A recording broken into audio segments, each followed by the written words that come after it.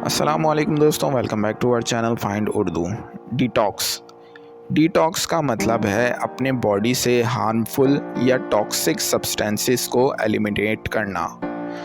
ये प्रोसेस ख़ास तौर पर तब यूज़ होता है जब हम अपनी हेल्थ को इम्प्रूव करने के लिए कुछ चेंजेस लाते हैं, जैसे हेल्दी डाइट लेना और पानी ज़्यादा कंज्यूम करना।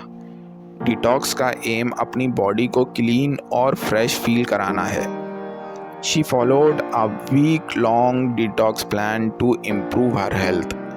उसने अपनी हेल्थ इम्प्रूव करने के लिए 1 हफ़्ता लंबी डिटॉक्स प्लान फॉलो किया। तो दोस्तों, डिटॉक्स का मतलब है अपने बॉडी से हार्मफुल टॉक्सिन्स को निकालना और हेल्दी फील करना।